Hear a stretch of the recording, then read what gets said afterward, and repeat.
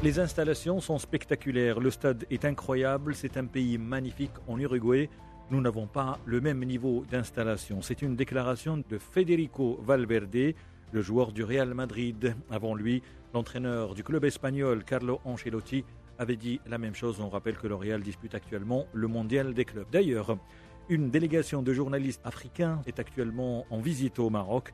Les journalistes ont également visité le Royal Golf Dar Salam qui abrite le Grand Prix Hassan II et également la Coupe Lalla Mriem, agréablement surpris par les installations qu'Ojo a vu l'été, journaliste togolais. Le circuit du golf, il faut dire que c'est tout simplement sublime. Il faut saluer là les efforts qui sont faits au Maroc pour rivaliser, même si c'est prétentieux de le dire, rivaliser avec le monde occidental. Je crois que les installations qui sont ici rendent fiers tout Africains. Je crois qu'il faut saluer justement le Maroc pour cela. C'est enrichissant et nous aimerons bien. En football, on le sait, tout le monde se pose la même question. Qui organisera la CAN 2025 qui a été retirée à la Guinée, qui n'était pas prête? Le Maroc est favori selon la presse africaine.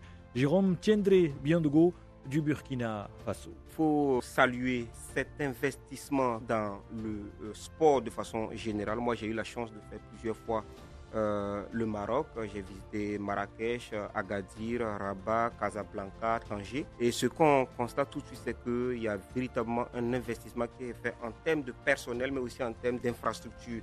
Et c'est très important. Moi, je pense que c'est de peu que le Maroc a raté la Coupe du Monde 26. Je pense que ça s'est joué à très peu de choses. Le Maroc a un potentiel et ça fait la fierté de l'Afrique. Et nous, journalistes, quand on vient, on voit les installations. Quand vous avez eu la chance de visiter le complexe sportif Mohamed VI, quand vous avez eu la chance de voir le grand stade de Tanger et toutes ces infrastructures-là, je pense que pour nous, observateurs, quand le Maroc se retrouve en demi-finale de Coupe du Monde, c'est pas une surprise parce qu'il y a un travail qui est fait. On retrouve Kodji Avulité. Le Maroc va accueillir au mois de mars plusieurs matchs internationaux. Comptant pour les éliminatoires de la CAN, le Maroc avait déjà accueilli plusieurs rencontres pour les éliminatoires du Mondial 2022 qui s'est déroulé au Qatar. Plusieurs pays africains, pour ne pas dire la majorité, optent pour le Maroc. On sait que le Maroc est devenu, je l'appelle comme ça, la capitale du football. Plein de compétitions, plein de sélections en remettre au Maroc pour disputer leur match de compétition internationale, etc.